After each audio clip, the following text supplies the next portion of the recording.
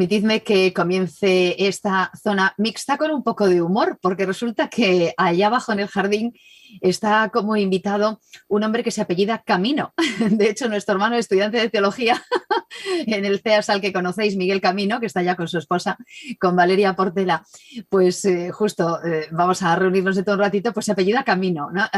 Os envío un saludo, están en conversación, que hace tiempo que no se veían, gente que está ahí abajo y están charlando un poco y os tienen de fondo, pero envían saludos a la iglesia en casa y recuerdan también su participación en el programa. Yo espero que podamos hablar con ellos también para una próxima ocasión y que puedan volver a estar con nosotros, porque fue una bendición. Se apellida Camino, lo lleva en el apellido y le llamó la atención el tema y seguro que luego va a ver con mucho interés el sermón con atención de Pablo Armero, pues para poder sacar efectivamente más ideas con respecto a la cuestión del camino.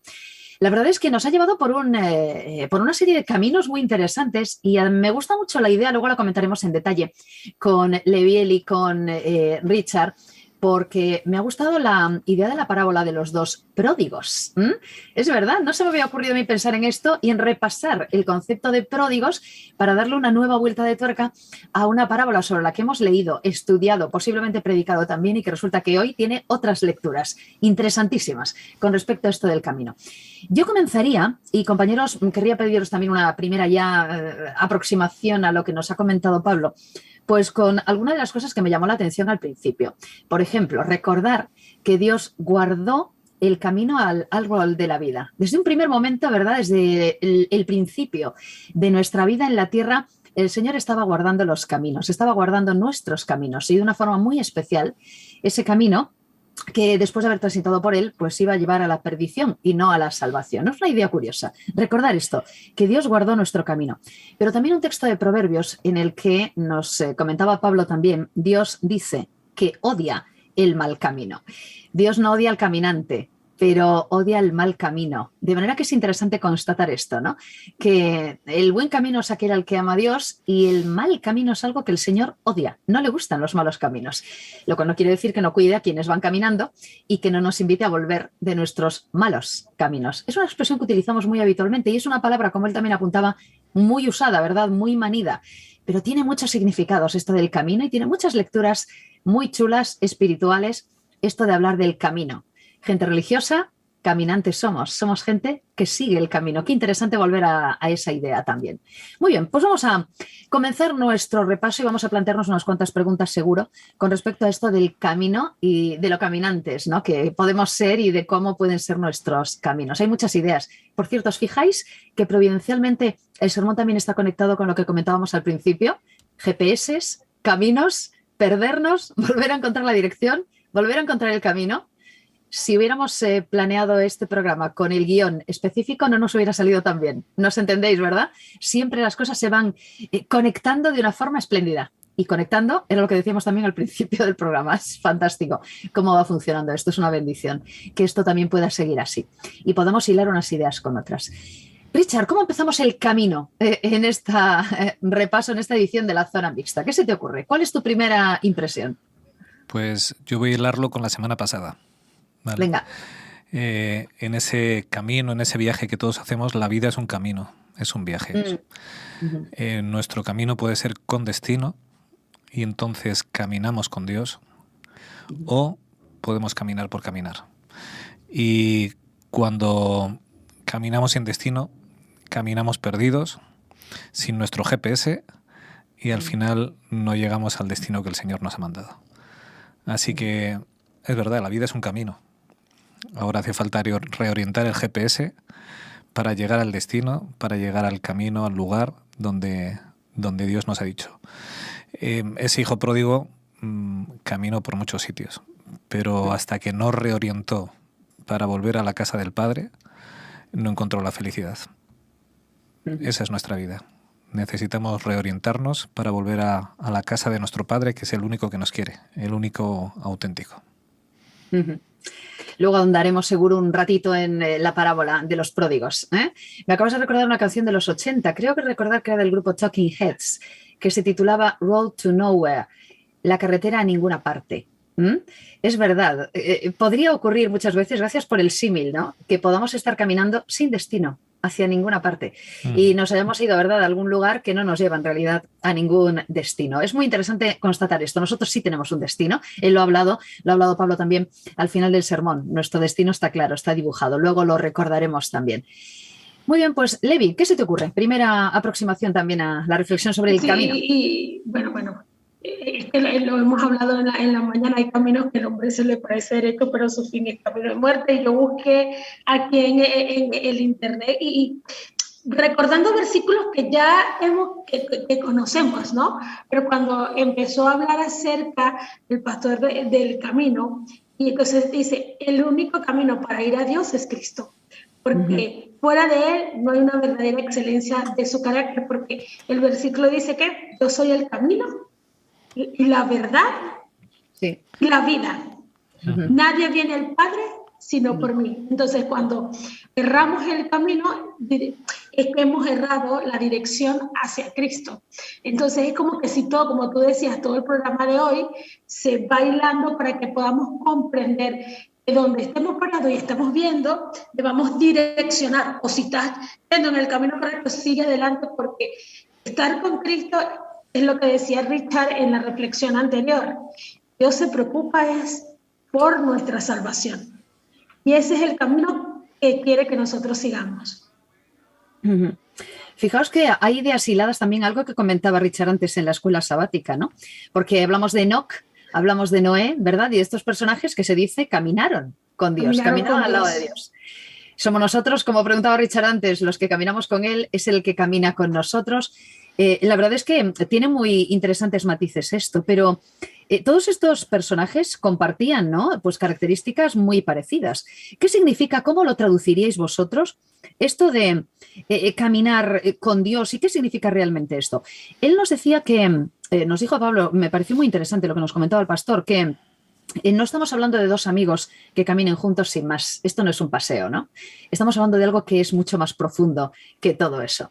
Sin embargo, utilizamos ese símil. Enoc era amigo de Dios, Enoc caminó con Dios. ¿Cómo podemos actualizar esto? ¿Qué significa? ¿Cómo podemos traducir caminar con Él? ¿Qué se os ocurre? Vamos a la pregunta que Richard decía y él lo dijo. ¿Los camina conmigo o yo camino detrás de él? Cuando él lo decía en la pregunta, yo creo que la respuesta está, además de la Biblia y además de la oración, está en nosotros mismos. De acuerdo a las circunstancias, todos tenemos circunstancias distintas. Y lo podemos medir, pero al igual el objetivo, aunque seamos diferentes y tengamos circunstancias distintas y medios distintos, el objetivo es el mismo. ¿Okay? Amor a Cristo y salvación y rescatar la raza humana. Todos los caminos dicen que llegan a Roma. En este caso, con Cristo, todos los caminos. De alguna manera, aquí no todos los caminos llegan a Roma, ¿sabes? No podemos decir esta simbología al lado de Dios. Yo soy el camino, Dios es el camino. Y lo que se me ocurre, y me encantó, también busqué otro versículo para no parafrasearlo cuando el salmista, y aquí creo que está mucha respuesta. Dice: Señor, escudriñame, oh Dios, y conoce mi corazón. Dice él: enséñame, ensáyame y conoce mis pensamientos, y ve tú, Dios, si hay algo en mí. Dice, y ve si hay en mí algún camino malo, dice, y ve si hay en mí algún camino malo, y guíame en el camino eterno. Esa palabra guíame, o sea, ¿hay en mí un camino malo? Claro que sí, mis decisiones. Pero Señor, muéstrame el camino eterno. No te estoy diciendo el camino que lleva al éxito económico, el camino que lleva al éxito sentimental. Dice, el camino eterno que está en Cristo. Dios ve mucho más allá. Por eso me remito a lo que decía Richard. No todas las cosas, a los hijos de Dios, todas las cosas le ayudan a bien y pegan perfectamente. Los caminos de Dios va a la eternidad, aun cuando haya obstáculos. A mí me encanta la historia de Noé. Bueno, muchos de nosotros, ¿no? Dice, pero Dios caminó en armonía con Dios. Caminó, o sea, no es que él caminó nada más, es que había otro elemento. Dios caminó en armonía. Es decir, y la armonía, bueno, yo no sé mucho de música, pero el contralto, el soprano, todos hacen una sola armonía y se escucha bien. Es decir, el corazón de Noah estaba conforme a la voluntad del Señor. Además, escudriña hoy mi corazón, Señor. Si hay algo en mí, guíame. Dios nos guía al camino de la salvación. Yo creo, Esther, que es muy fácil el caminar con Dios. Como antes decíamos en la escuela sática, es fácil, a veces por parecer fácil nos parece poco creíble. Sí. Para mí, el ejemplo claro y vivo es Jesús. ¿Qué hacía Jesús? Tenía una comunión constante con Dios. Señor. Por donde quiera que iba, iba haciendo el bien. Iba predicando las buenas nuevas. Eso es caminar con Dios. El tener relación constante con el cielo y que esa relación fluya en pos de los demás, a los que vas a bendecir, vas a ayudar y vas a facilitar la vida. Si algo no funciona en esta ecuación, significa que no caminas con Dios. O sea, si tu relación con Dios no es constante, no caminas con Dios. Y si tú abres tu Biblia todos los días, pero lo que haces es dar zarpazos a los demás, en vez de dar amor, cariño, en vez de perdonar, en vez de llevar al resto de las personas a los pies del Padre, es que no caminas con Dios. Entonces, es muy sencillo, porque es imitar a Jesús. Cuando hablábamos de los del camino, eran porque eran los imitadores de Jesús. Entonces, caminar con Dios es imitar a Jesús.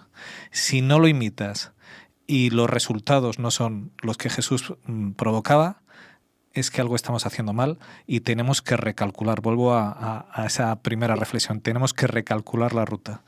Porque puede que nos esté pasando, pues como aquel hijo mayor, que luego hablaremos de él, que bueno, se creía que estaba en casa del padre y que lejos estaba de casa del padre, a pesar de que dormía en aquel sitio.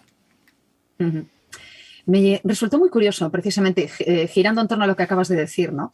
El texto al que nos llevó el pastor Armero, de Salmos 25:10. Uno de esos textos, ¿verdad?, en el que no había reparado como tantos, ¿no? Siguiendo esta perspectiva, amor y verdad son los caminos de Dios.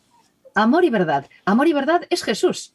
En su vida, verdad era, escrito está, y yo os voy a contar la verdad porque os han contado un montón de mentiras, y fue un distribuidor de amor, claramente, durante todo el tiempo. Amor y verdad. Los caminos de Dios, evidentemente los caminos de Jesús, evidentemente nuestro ejemplo, para saber que no estamos perdidos. Si yo camino con Dios es imposible que me pierda, ¿verdad? Entonces, si estoy perdido, es porque me he desconectado del verdadero GPS, del que realmente me puede orientar, ¿verdad? No puedo estar perdido con él. ¿Por qué conocían que eran sus discípulos?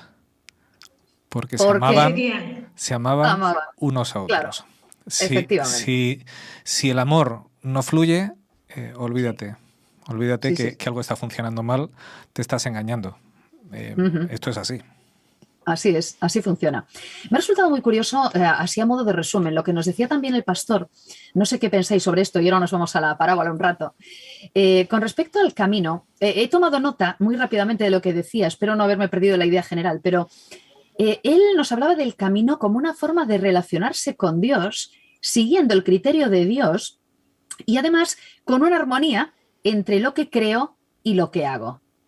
Menudo esquema de vida. Y qué forma tan interesante de ver el camino, porque esto me está a mí apuntando de varias formas, ¿no? Primero, relacionarme con Dios. Es decir, evidentemente es una cuestión de relación y algo además orgánico, es algo que tiene que estar ocurriendo. Y es algo, por cierto, personal, individual. Yo camino, no caminan otros por mí. Yo debo ser caminante. Por otra parte, siguiendo el criterio de Dios. No mi criterio. Volvemos a girar sobre esto. ¿Quién es el que abre camino? ¿Quién es el que guarda el camino? ¿Quién es el que me muestra el camino? Y luego, ay, caray, en esta época tan incoherente, como siempre hemos sido, pero somos tremendamente incoherentes, esto de lo que creo y lo que hago estén en armonía, no solo con lo que dice él, sino en armonía, que no esté diciendo una cosa y haciendo otra. Menudo esquema de vida, menudo palo, ¿sabes? Menudo bofetada así en toda la línea de flotación. Y por cierto, menuda idea, ¿no? Refrescante con respecto a lo que supone también el camino. ¿Qué comentarios podemos hacer? ¿Cómo matizamos este esquema? ¿Qué os parece? Mira, hemos hablado mucho de las incongruencias, que es lo mismo que la incoherencia, La ¿no? incoherencia, sí. De lo que conocemos, lo que pensamos, lo que sentimos y lo que actuamos. A veces sentimos una cosa y actuamos de otra manera, para bien o para mal, ¿sabes? Porque a veces sentimos mal, pero actuamos por el que dirán, ¿sabes? De otra manera. Entonces somos, igualmente en la vida cristiana somos tal vez, ojalá podamos hacer había congruencia en lo que pensaba, sentía y actuaba. Entonces esas conexiones, y eso es lo que... Yo voy a retomar algo que leí buscando hacer, porque con el pastor iba hilando y hablando, que es sumamente interesante. Me gustó muchísimo. En un momento, se me fue. En un momento en que el que se tuvo Jacob, dice, aunque en su encuentro con Dios en ese camino estaba triste, desolado, sabía que se había equivocado, ¿sabes? Todas esas cosas. Dice en el libro de Elena G. de White, dice, pero en ese momento, aun cuando siento pecador, Dios rehizo su camino. Sí. Entonces yo me lo tomo para mí. Aun cuando me equivoque, aun cuando Dios rehace nuestro camino, y cuando, tomando lo que dijo Richard, el que estaba en casa, tenía un camino incorrecto y estaba en casa, ¿sabes? Estaba en casa y yo me lo pongo para mí. ¿Estoy en casa realmente o tengo un camino errado? ¿Sabes? Eso es lo que me hizo ver lo que lo que Pablo estaba diciendo. O sea, ¿dónde están mis pasos? ¿A dónde estoy yendo? ¿Cuál es mi objeto final? ¿Cuál es mi meta? Realmente, ¿cuál es mi meta? ¿Cuál es mi camino? ¿En qué estoy viendo alrededor de ese camino? Porque en el camino tú estás viendo, desde el lugar que estés viendo, la geografía cambia. Entonces, si lo ponemos al contexto de la guía, en el camino tú estás viendo lo que está a tu alrededor. Y eso te va dando indicios si vas en una dirección correcta espiritualmente. Yo creo que incongruentes somos todos. ¿Verdad? Sí, y creo que en la parábola del padre amante, o del padre prójimo, como lo queráis llamar, se demuestra que todos somos incoherentes. Sí. El inicio de la parábola a mí me gusta mucho, porque dice que los escribas y los fariseos estaban acusando a Jesús porque Jesús se mezclaba con los pecadores, ¿verdad? Claro. Estos eran los grandes de la época, los grandes teólogos, aquellos que daban grandes discursos, Sí. y que no entendían a Dios para nada. Y Jesús relata la historia. Y en la historia relata al pueblo y les relata a ellos. Ese hijo pródigo que se va, que marcha, ¿verdad? Ese es el pueblo, esos pecadores con los que Jesús se mezclaba, todo el mundo lo tenía claro. Son esas prostitutas, esos publicanos, que en algún momento deciden que el mejor lugar donde pueden estar es al lado de Dios. Pero también les está relatando a ellos, a esos escribas, fariseos, a esos grandes personajes de la época, aquellos que se dan por conocedores de Dios, están relatados en el hermano mayor, aquel que está en la casa y que no conoce al Padre, que no es capaz de perdonar, que juzga severamente, que está tan lejos del corazón de Dios, que al final acaba la parábola entrando esos pecadores en la casa, y ese hijo mayor termina la parábola, no sabemos cómo acabó, pero termina fuera de la casa porque se niega a entrar donde el Padre, porque quiere un Dios justiciero, porque quiere hacer su propia justicia, porque exige que su parte no tiene que ser compartida con la de su hermano menor, porque él se merece mucho más. Es exactamente igual de incongruente que su hermano, solo que la diferencia es que él encima se cree que es todo un personaje. Entonces, incongruentes, todos. Y yo creo que la parábola nos invita a reflexionar sobre esto. Los que están fuera de la casa de Dios, incongruentes, pero cuidado con los que estamos dentro. Cuidado, porque a veces podemos estar físicamente en un lugar, pero qué lejos estamos del corazón del Padre.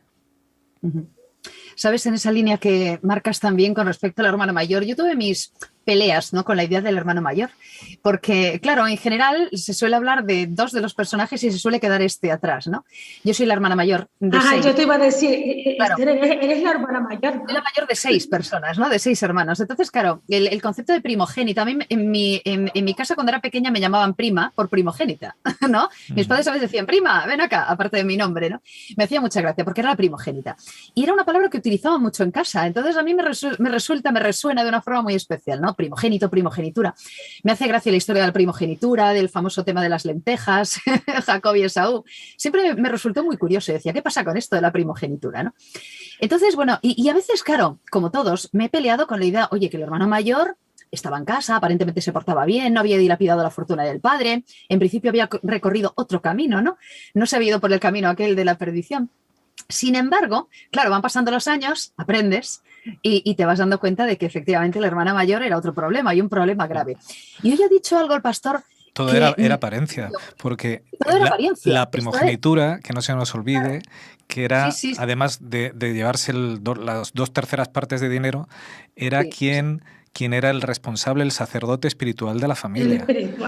Y el sacerdote, el gran hombre de la familia, esos escribas y fariseos, hoy en día lo traeríamos a nuestros pastores, ancianos, nuestros dirigentes. Es que no conocían a Dios, es que estaban totalmente apartados y eran incapaces de perdonar. Entonces tenían un problema tremendo, ese hermano mayor que aparentemente todo lo hacía bien, que no había dado la nota, que a los ojos de todo el mundo era intachable, pero que el padre cuando le enfrenta tiene todo un problemón. Ese es lo que se llama en la actualidad el hijo complaciente, y eso se da, bueno, según algunos psicólogos, algunos estudios, no soy mucha en la materia, dicen que es el hijo complaciente y se da en la característica del hijo mayor. Se siente distinto, pero por miedo, por ser rechazado, por la responsabilidad que se le da, aparenta hacer otras cosas, es el bueno de la familia. Entonces, había una incongruencia con lo que sentía el hijo mayor, con lo que actuaba, ¿sabes? Y lo que pasa es que luego se vio al final algo muy interesante. Yo no había reparado en esto tampoco, ¿no? Qué interesante fue hoy lo que nos ha comentado Pablo, porque fue una visión completamente distinta, ¿no? De lo que muchas veces hemos hablado de la parábola, y se lo agradezco, la verdad.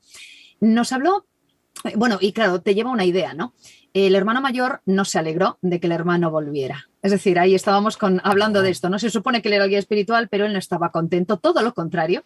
Y además se lo manifestó al padre. ¿Qué es esto, no? Vais a hacer una fiesta para que vuelve y todo esto. O sea, por una parte, claro, amor de hermano incluso, ¿no? Y todo esto, pues no formaba parte de él. Pero dijo algo que me resultó muy curioso, en lo que no había reparado, ¿no? Ahora iremos a ello también, cómo el padre pródigo, al final también pues recibe a ese hijo pródigo, pródigos ambos. El hermano mayor se perdió el reencuentro.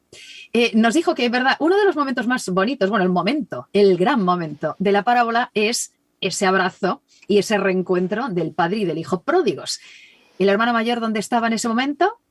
Se lo estaba perdiendo. Él no estaba mirando aquello, ¿no? No había pensado en esto, qué interesante idea, ¿no? El hermano mayor, aparte de mosqueado, aparte de enfadado, aparte de verdad fastidiado y aparte de probablemente de hostil incluso en ese momento, se perdió el encuentro, se perdió el momento. No fue tampoco espectador de aquello. Qué pena, ¿no?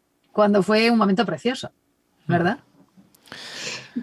¿Sabes una cosa? Sí, es un momento precioso, pero si humanamente, y hablando de términos económicos y de herencia, que sabes que hay muchas historias del hijo pródigo en el mundo a nivel económico y a nivel empresarial, ¿no? Con los empresarios, con los hijos de los dueños.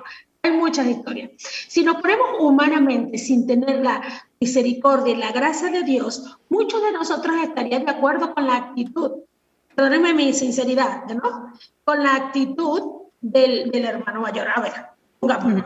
Él se queda trabajando, aumentando la fortuna, haciendo inversiones, vamos a ponerlo actual, un hijo mayor, haciendo inversiones correctas, luchando por los trabajadores, pagando la nómina, manteniendo la empresa, todo lo que se representa en tener en un momento el hijo dice, el hermano dice, bueno, dame toda mi parte, y yo me voy. se la goza, ¿no? Y después él se queda trabajando, siguiendo al lado de su padre y regresa. Dice, no, también todo esto es tuyo. O sea, humanamente y económicamente eso no tiene, no tiene, hasta podríamos justificarlo, ¿no? Pero se nos olvida que estamos hablando de la parte espiritual y que todos sabemos y que todos estamos. Y que no, el amor de Dios no nos merecemos ni el que se quedó luchando ni el que se va. Dios nos las da por misericordia y gracia a ambos. Entonces, Él se pierde a ambos, porque nosotros no tenemos ninguna de las dos partes tiene mérito alguno, porque Él se pierde ese abrazo y esa consolación porque Él pensó que Él se había ganado su puesto, no porque el Padre se lo daba a un sin mérito, sino que Él se lo ganó. Él se lo ganó y nosotros no nos hemos ganado nada a nivel espiritual, ¿no? Se pierde el abrazo porque nunca ha estado. Fíjate, Levi, que ni en la espiritual ni en la material. Yo voy a ir un poco a discrepar contigo. No, bueno, yo estoy hablando de economía. Sí, o sea, de economía. Justicia legal, sí. Porque es verdad que Pablo nos decía que es una costumbre de la época. Yo estaba mirando por internet y me hubiera gustado que nos hubiera dicho dónde se basa, porque leo otros comentarios de otros comentaristas que dicen, según las costumbres de la época, y digo, me gustaría que alguien nos pusiera bibliografía para encontrar las costumbres de la época. Pero bueno, lo cierto es que en Deuteronomio se dice que al hijo mayor le corresponden 2 partes, al menor 1 parte, por el fallecimiento del padre. El menor reclama la herencia cuando el padre está vivo. O sea, le está diciendo, desearía que estuvieras muerto, como no estás muerto, dámelo, ¿vale? Claro. El padre no estaba enfermo, no estaba en los últimos días de su vida para, como os acordáis, cuando en otras ocasiones en la Biblia dan la bendición sobre los hijos, cuando va a fallecer Jacob y manda a llamar a José, a sus hijos, están a punto de morir. No estaba a punto de morir porque aquel padre corrió al encuentro de su hijo, o sea, estaba de una salud vital. Increíble, eso el hijo le reclama lo que no es suyo y le quita al padre 1/3 de sus bienes para su sustento. Pero es que cuando viene el pequeño, el mayor, lo que le está recriminando es, le estás dando de mi dinero, le estás haciendo una fiesta de mi dinero. Es igual de egoísta, porque en realidad el dinero es del padre. Los bienes son del padre. No ha fallecido, era todo del padre. Y el padre podía disponer de ello como quisiera. Y tanto uno como el otro se lo habían dividido una vez que el pequeñño Richard, se lo ha llevado. El mayor había ayudado a que esa fortuna trabajaba, pero también me cobraba un sueldo de eso. O sea, eso es complicado a nivel económico y eso pasa en muchas empresas, pero es que soy yo, pero es que tú recibes un sueldo de eso, tú eres uno más. Y eso es lo que como hijos olvidamos, que somos uno más. Sí, pero Levi, aunque hubiese ayudado, lo que el padre se gastó en la fiesta es insignificante en relación con lo que el padre tenía. O sea, no era suyo, pero lo reclama como suyo. Ya, esto ahora me pertenece a mí, se le olvidaba que todo pertenecía al padre. Richard, creo que estamos igual hablando de lo mismo con términos distintos. Cuando tú trabajas en la empresa de tu padre, vamos a darle el ejemplo. Cuando tú trabajas en la empresa de tu padre, recibes un salario, actualmente recibes un salario. Aunque sea de tu padre, sigue siendo de tu padre. Lo que pasa es que como hijos creemos que todo es nuestro. ¿Me explico? Y eres un empleado más, eres un administrador más. El otro hijo, aún en vida, que no, el padre, bueno, depende de las leyes, eso no vamos a entrar. El padre puede dejarle su herencia a quien él le desea, en algunos países, a quien él desea, ¿sabes? Repartirla como él desea, sin quien se lo merece o no se lo merece, o sea, no se trata de eso. Eso no tiene nada que ver. Pero el hijo mayor, obviamente, coincido contigo, era egoísta, él pensó, tengo mi sueldo, pero todo es mío, es de mi parte, ¿no? Claro. El padre no estaba muerto. Nadie estaba diciendo a quién le iba a quedar cada quien. Pensaba en términos económicos y, en cambio, la respuesta del padre es preciosa. A mí me encanta esa de creí que estaba muerto, pero está vivo, estaba perdido y ha sido hallado. Al padre el dinero le importa 4 cuernos. Lo que le importa, es verdad, lo que le importa es que vuelve a tener a su hijo, que vuelve a estar ahí en casa, que está seguro, que su hijo ha vuelto a él, que le ha pedido perdón, que se han reconciliado. Claro. Eso es lo que le importa a Dios, y al otro lo que le importa es su posición de poder, qué van a pensar los demás de mí, cómo voy a quedar delante de los otros, su ego, su orgullo, que es lo que le podía al hijo mayor. ¿Qué van a decir el resto de la gente? Que ahora se llevó la pasta y ahora va a seguir viviendo de lo que es mío. El padre está muy lejos de ahí, el padre está con el hijo, con el corazón, con lo que le importa. Y el otro está... Y al hilo de lo que comentas también, al padre no le importan las apariencias. Ninguna. Él efectivamente sale corriendo y dice, aunque no se pudiera, probablemente se remanga, ¿verdad? La túnica que llevaba puesta, lo cual sería otro signo de, comillas, falta de protocolo social, y se va al encuentro del hijo y tan ricamente, y por cierto, con la ropita limpia, lo abraza, aunque el otro venía pestilente, ¿no? Es decir, que unas cuantas, ¿verdad? De las, pues a lo mejor, pues normas típicos sociales de la época, el padre se la salta, la apariencia le importaba poquísimo, de hecho. Y también vio un corazón del hijo que dijo, mi hijo viene ahora con un corazón abierto, dispuesto. Tú sabes que no es fácil regresar. No es fácil, hay que tener una fuerza de voluntad y decir, reconocer, oye, hablamos en me ese equivoqué. Hablamos en la recta final del camino de regreso, de lo que nos ahí voy. Solo un segundín. El camino de regreso, dime, Richard. Solo un segundín, con esto de las apariencias, porque a mí hay una imagen de niño que me quedó muy vivida. En la iglesia donde estaba, en Valladolid, en aquella época, pues era una zona un poco conflictiva, había muchos atracos y había mucho kinky por ahí. Y me acuerdo un día que estaba el pastor, entonces era el pastor Fernando Cadilla, acaba de dar el sermón y de pronto, le avisan que están atracando a su hijo, a 20 metros de la iglesia. Y se asoma y ve a uno que le está apuntando con una navaja a su hijo, echó a correr, resbaló con su traje recién estrenado, se le rompió el traje al caer al suelo y salió corriendo para liberar a su hijo, y cuando el otro lo vio corriendo como un toro, salió corriendo el kinky y rescató a su hijo. Y volvía todo feliz y le decían, Fernando, el traje, y decía, el traje me da igual. La apariencia, cuando tienes a tu hijo en peligro, lo que te importa es tu hijo. Eso es lo que hace el padre amante, el padre de la parábola. Lo que le importa es el hijo. La apariencia, para quien le gusta aparentar.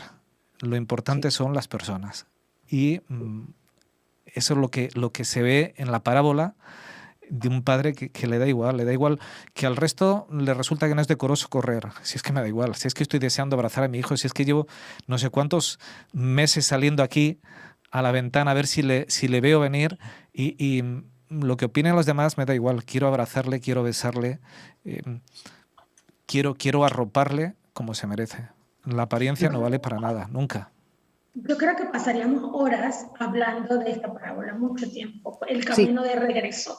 Vamos concluyendo, adelante. El camino de regreso y la diferencia radical es cuando dice yo me equivoqué y estar al lado de mi padre es lo más importante, pero no es por la parte económica, ya venía un hijo sincero, con unas experiencias y sabiendo que estando lejos de su padre nada se consigue, que sus actos y el camino que él eligió no es el más agradable que estar el camino de regreso viendo.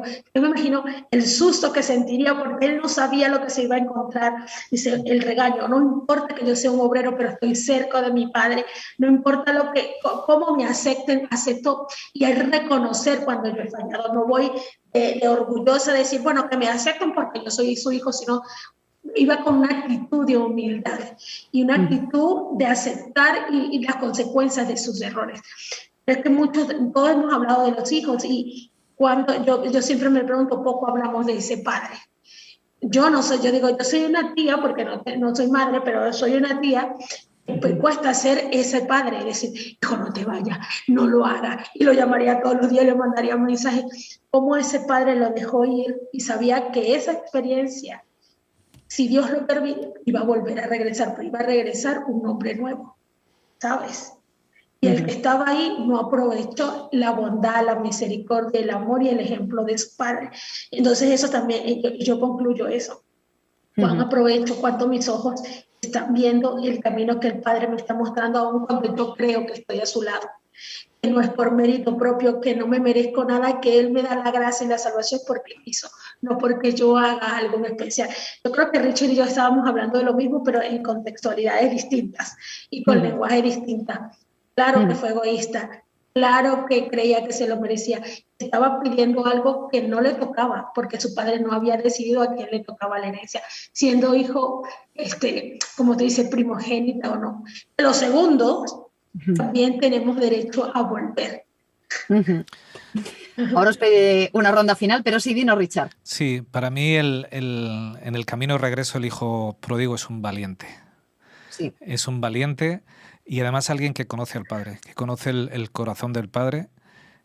Quizá no lo conocía del todo, porque él esperaba que me deje como jornalero, ¿vale? Me merezco un castigo, que a veces eso es algo que nosotros hacemos espiritualmente. Nos merecemos que se nos castigue porque, ¿verdad? No llegamos a conocer realmente a Dios, que Dios lo que quiere es que volvamos y olvídate de castigos. Dios quiere tenernos cerca.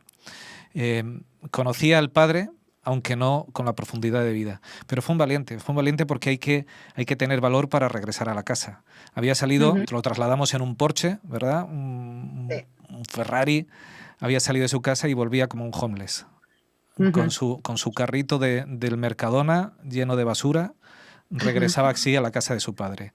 Esa era la situación. Hay que tener valor para decidir, aunque regrese así, el mejor sitio donde quiero estar es en la casa de mi padre. Y a mí me parece que fue un valiente, que conocía bien al padre y que sabía que una vez arrepentido, que eso es esencial, bueno, el padre le daría un lugar. Lo que ni se sospechaba es que el padre no le iba a dar un lugar en la casa, sino que le iba a volver a hacer hijo suyo, que le iba a cubrir con su vestido, que le iba a poner un anillo, que le iba a hacer una fiesta. Ni se esperaba lo que el padre le iba a dar. Pero conocía que su padre era amor, que le amaba. Y creo que eso es importante para nosotros en nuestra vida. Quizá no conozcamos a Dios del todo, quizá no conozcamos lo inmenso que es Dios para nosotros. Pero si sabemos que Dios nos ama, vayamos confiadamente a Él, porque nos espera bendiciones que no nos podemos imaginar. Os voy a pedir un resumen así para recoger la temática de esta mañana. Nos decía también en ese sentido el pastor Pablo Armero que tenemos que transitar por ese camino de vuelta para volver al lugar en el que perdimos la dirección. Es muy curiosa la idea, ¿no? Camino de ida, llegar al destino, que en este caso era un destino indeseado, bueno, era el destino deseado, pero el destino equivocado. Y tenemos que volver por el mismo camino al punto de encuentro para volver a encontrar el verdadero camino. Una idea muy curiosa, muy interesante, ¿no? Transitar ese camino de vuelta que podemos hacer con valentía, sí, y con confianza también. Esta parábola nos dice que podemos volver, que hay un camino de vuelta y que Dios nos está esperando allí en el cruce de caminos, pues para volvernos a enseñar la dirección correcta, ¿eh? Y si queremos caminar con Él, como Enoc, como Noé, como tantos otros, pues adelante. Ahí podemos tener la posibilidad de volver al camino. Yo me quedo también con lo que nos decía Pablo, con respecto a que nuestro camino es un camino que nos lleva a la eternidad. Y él nos preguntó, ¿qué camino estás andando? ¿Dónde está la meta de nuestro camino? Nosotros ya sabemos cuál es el final del camino, del verdadero, ¿verdad? Que es volver a estar con Dios en la vida eterna. Pues espero que ese sea el camino que todos podamos transitar. ¿Cuál es tu camino hoy? Vamos a preguntarnos esto también y vamos a trabajar. Si estás perdido, perdida, ya sabes que puedes encontrar de nuevo la vuelta al camino. Y espero que podamos encontrarlo todas y todos y que nos ayudemos también, por cierto, a encontrar el camino, que podamos también indicar a otros cuál es el camino correcto, que no es el mío, es el camino del que nos quiere y que quiere que volvamos precisamente a su camino. Levi, ¿con qué te quedas? Cuéntanos. Bueno, yo me quedo con, primeramente, hoy... el pastor comenzó con que hablamos el mismo idioma. Los términos los usamos diferente y tiene otro significado para mí. Hoy Richard dijo en este momento como 5 palabras que yo no entendí, pero intenté. O sea, que no es de mi léxico, que no es de mi costumbre, Richard. No lo entendí. Yo digo, pero aquí vamos porque vamos en el camino. Pero yo me quedo con algo. No importa cuán lejos esté, siempre hay un camino para volver. Nunca está cerrado para mí. Y no hay peaje que pagar, ¿sabes? Y no importa, hay un camino de regreso. Ese camino no, yo me voy lejos, pero ese camino está abierto para mí. Y no importa cuán cerca yo cerca que esté, revisémonos. Cuán cerca realmente esté del Señor para poder ver su bondad y su amor. Y saber el objetivo es el mismo. Si yo he estado al lado de Jesús todo el tiempo, amén por ti. Aquellos que nos hemos ido lejos, también por la gracia del Señor y por ese Padre amante, tenemos la misma oportunidad. Ninguno es mejor que nadie. Solo estamos. Yo me quedo con eso. Adelante, feliz viaje. Vamos en el camino de vuelta y vamos en el camino a casa. Espero que tengas un buen viaje. Amén. Richard, una conclusión.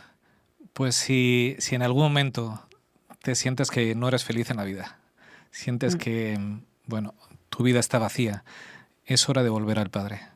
Olvídate de los hermanos mayores, olvídate de los vecinos, olvídate de los cotillas del pueblo, de tus amistades.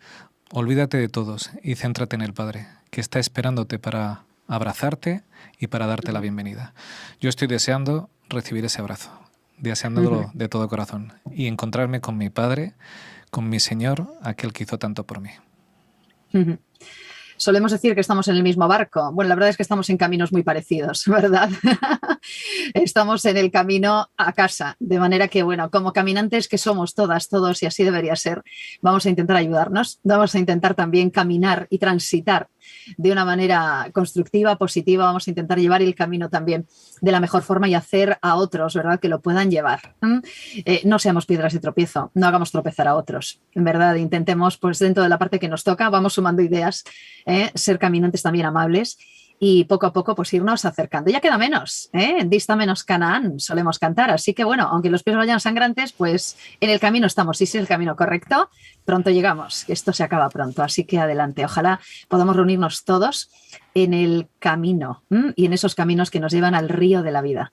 Vamos de camino, así que todas, todos estáis invitados y sigamos caminando y sigamos con ilusión hasta nuestro próximo camino. En nuestro caso nos encaminamos al remate de la edición 254 de La Iglesia en Casa, con Juan Luis al frente del control técnico, también nos ha acompañado Juanfra a lo largo del programa, con Levi, con Richard, encantada de saludaros, una nueva edición de nuestro programa. Ha sido un placer poder acompañaros en esta mañana que nos invita a caminar, a pensar, a ponernos en marcha. Una idea bonita también, ¿eh? Hay que seguir entrenando y para eso ¿qué requerimos? Caminar. Venga, a mover esos pies, a no dejar que nuestras piernas tengan problemas de circulación por falta de ejercicio. Movámonos. En camino estamos, sigamos caminando hacia nuestro destino. La próxima semana nos vamos a llevar a las 6 de la mañana una nueva edición en casa. Disfrutemos pues del caminar, del camino, sigamos felices en este sábado también y gracias por habernos acompañado. Volvemos a reunirnos aquí en casa y seguimos caminando. Hasta entonces. Feliz semana. Feliz semana. Y un abrazo por ahí a los venezolanos. Siempre.